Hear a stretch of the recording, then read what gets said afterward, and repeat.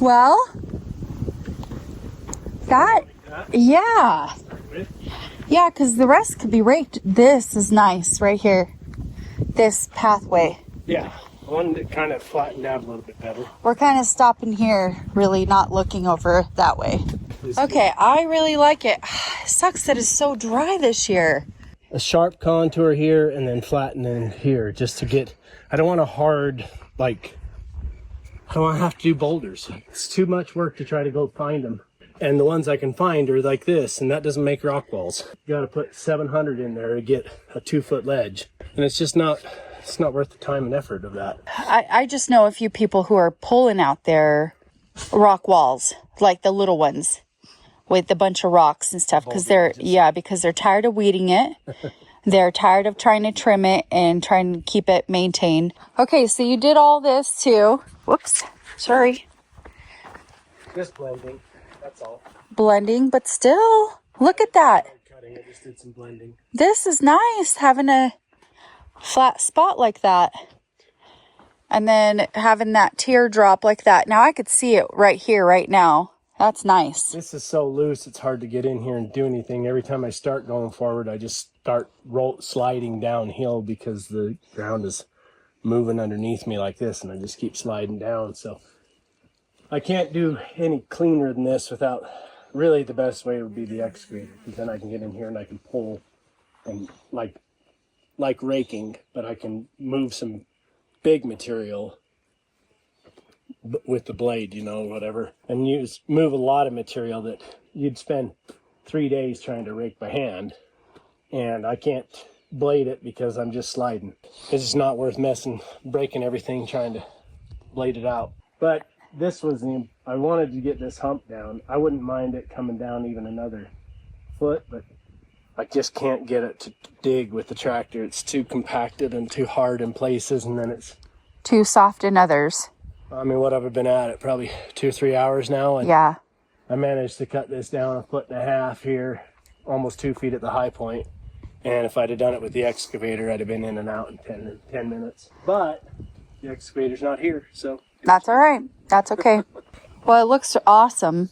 Whatever you've done, it looks awesome.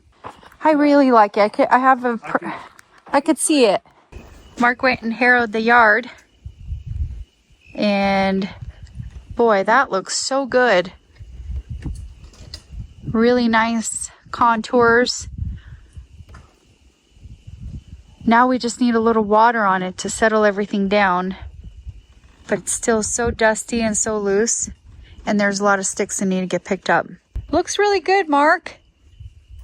It's a good start, huh? Like it? I love it. It's not far from what it looked like before. Other than we've just kind of exaggerated some of the contour.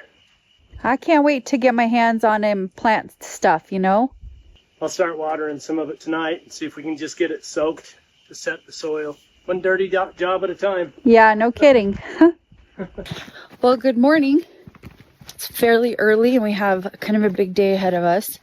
Today we're gonna go get all the plants we bought off the auction yesterday. We have a lot of trees, a lot of shrubs, a lot of stuff, and we're pretty excited about it.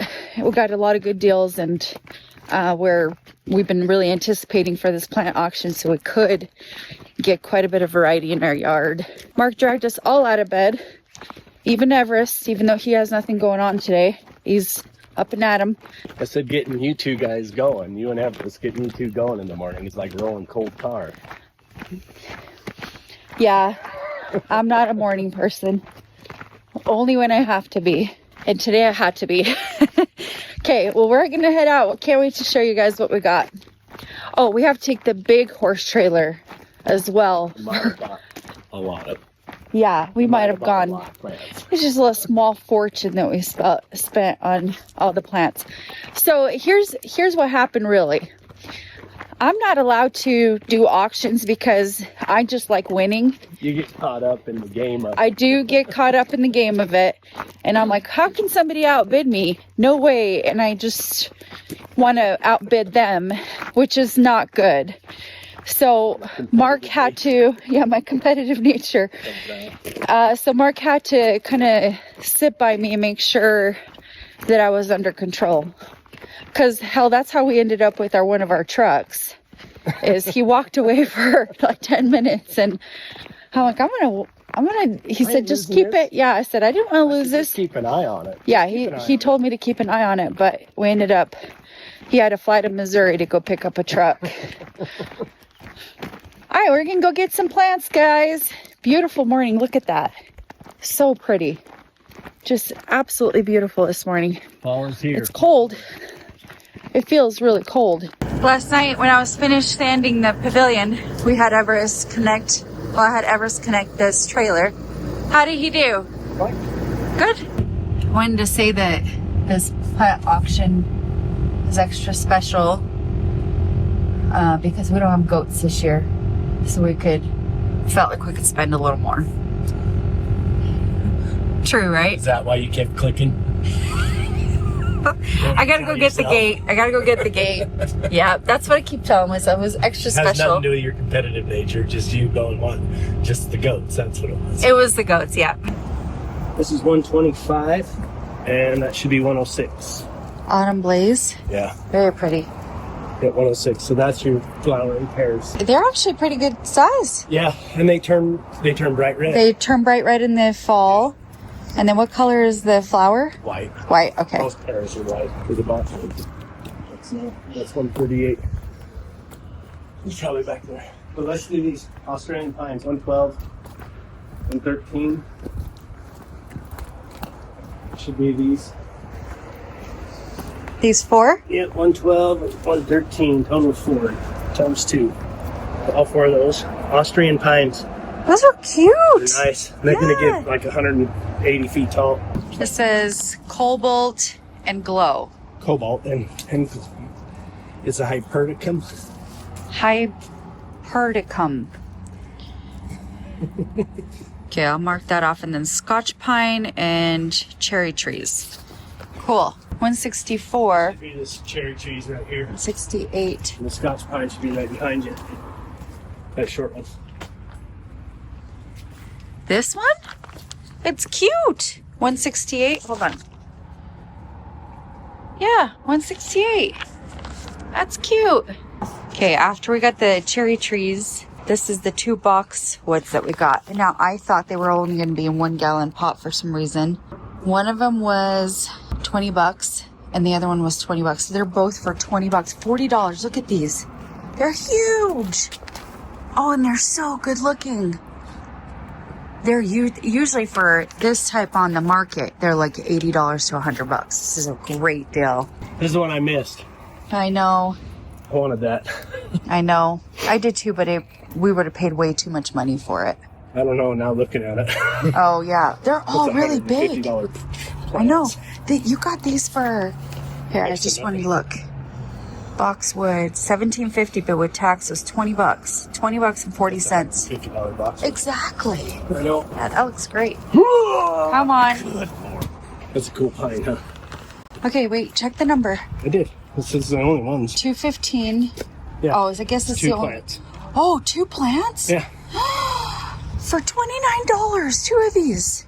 Oh my God, we did go a little crazy. 226. Actually, this is ours too. Okay, I better help them load. Some of them need a little water, which will just soak up the plant before we plant, because it's kind of dry. Mark, are you logging me in? We did get... No, don't lock me in. And we got a lot of smoke bush, purple smoke bush, which I'm actually super excited about. And see, there's an evergreen there that actually puts out a purple flower, and the purple flower comes out in the winter time, like late fall. Super cool. Oh, the pines, man. And this one, we did a hydrangea, so we're gonna try it. We got it for fairly cheap, but here's the deal. One of them is super dried out, which you can see right there, which will need a soak. And then this one is not as dried out, but it's a pretty established plant, which makes me go, hopefully. It's burgundy. It's like burgundy. I know, it's beautiful. Yeah. Hopefully it'll come back next year, because I've tried one before, but it wasn't as established. It was smaller. And it was a bad location choice. Yeah, probably. Yes. That's what we decided. So we're going to try a different location. And then there's about, I don't know, 36 little plugs in there. Yeah. And yeah, everything has a ton of color, different textures, kind of shrubs, all seasons, all different kinds of twig leaf color and texture. It's just so, this is really quite a haul. We're pretty excited. And 2 cherry trees and an apple tree and 2 flowering pears. So all in all, this is a win. Huge win. I think altogether like 12 pine trees. Yeah, but the pines are a couple of years on them, which means like they're heavy and they got still quite a bit of landscape on them. And so they're not little bare roots. Yeah, they're not bare roots. Yeah. Anyways, really excited to get these home. Back to the house we go. We gotta get some work done. Okay, I'm going. This was, I mean, looking at everything is really, really exciting to see how amazing like all these plants even look. There's a few that like, oh, they'll need some help, but overall they did a good job keeping these plants healthy. Okay, we're gonna head home and start plotting these out, and also we need to stay in the pavilion, and Mark needs to finish the post for the build that we're gonna do for the barn this week. So lots to do, but really, really worth it. So excited. Okay, we got them all unloaded here. We put them here next to the shop where they're on the dirt that's well drained and easy to water these up for now. We're gonna need to water them here for a few days before we get all the locations prepped and ready to get them planted in and everything. So most everything's right here. I do have a handful of them here soaking because like this one here, this pot has been cracked down the side, so it hasn't been retaining the water in it very well. So the plant's drying out pretty hard. And a couple of these others, the plants are just a bit dry. They feel like they're a bit root bound.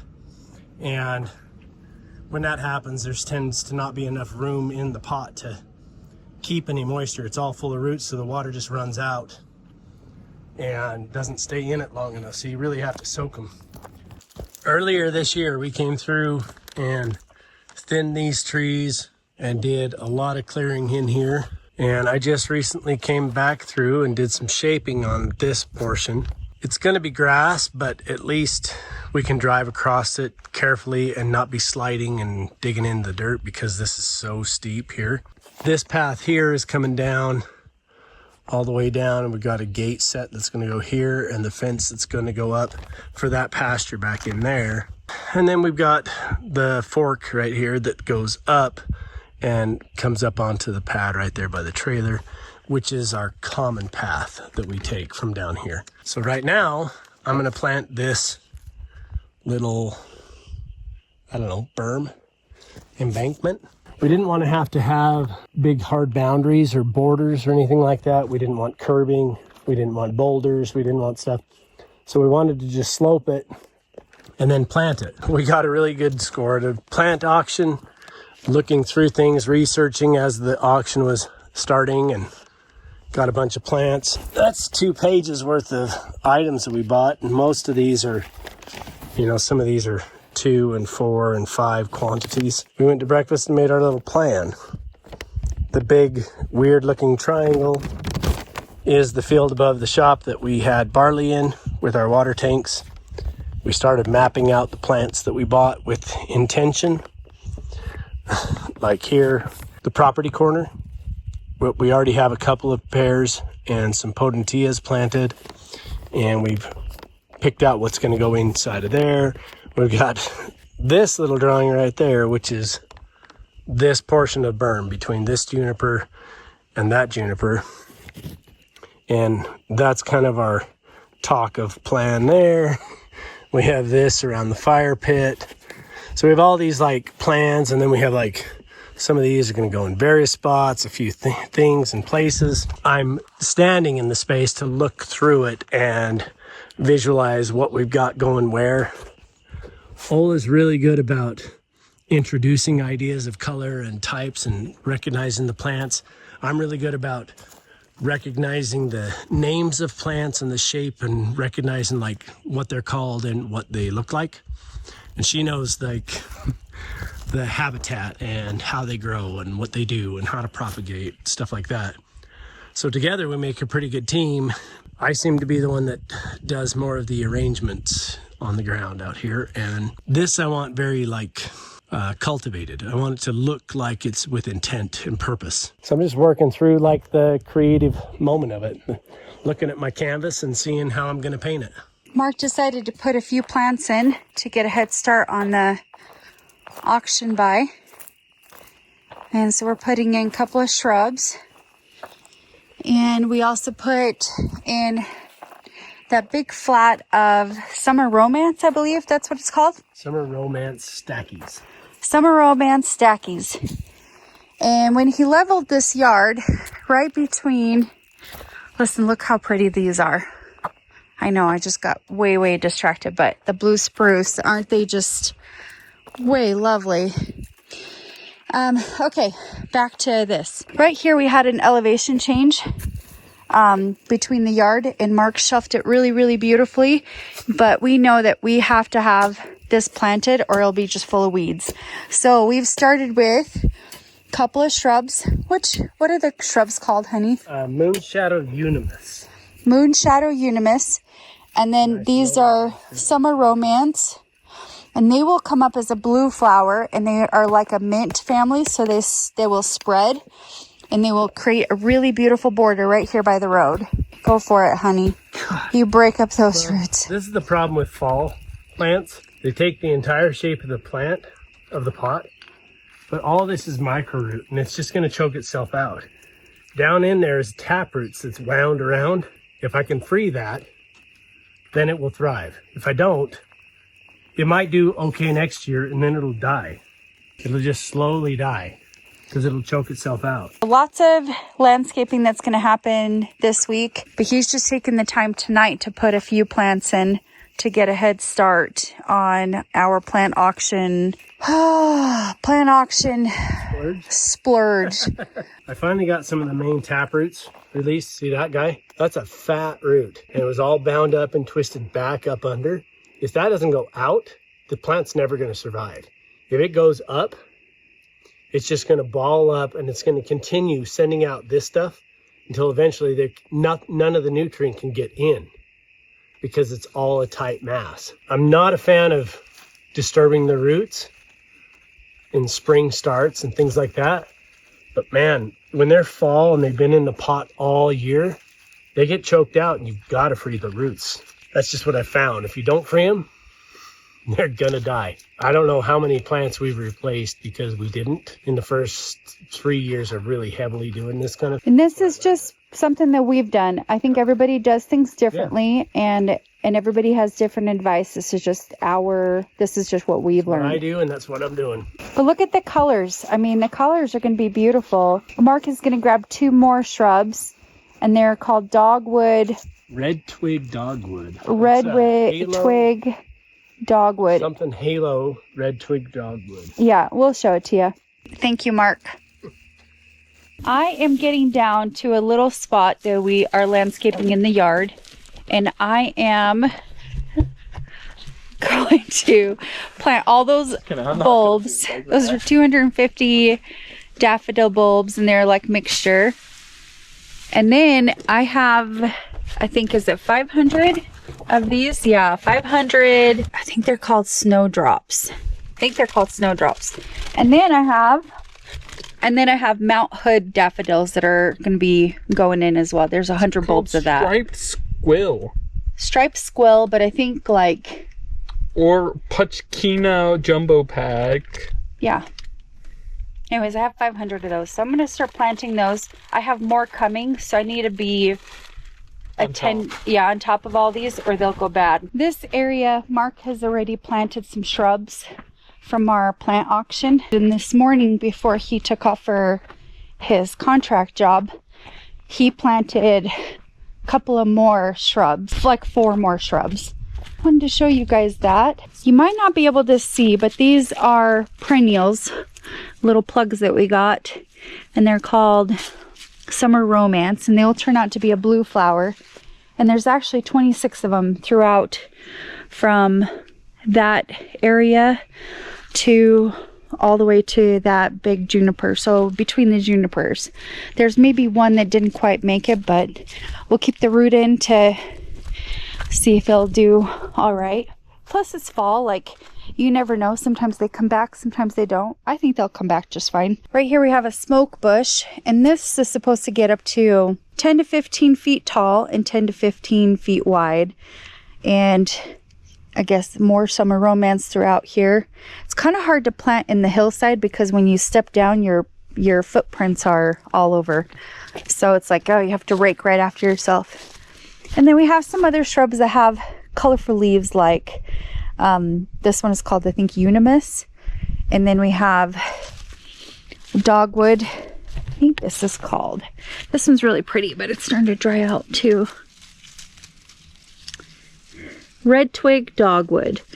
So the unimus is kind of neat because you got the yellow inside and then the green on the exterior on the leaf. And then this dogwood has a green on the interior and the white on the exterior on the outside. So it's going to be super pretty. My main focus here is to put the white daffodils down here and the snowdrops. I have the 100 daffodils and of the white ones, and then I have 500 of the snowdrops.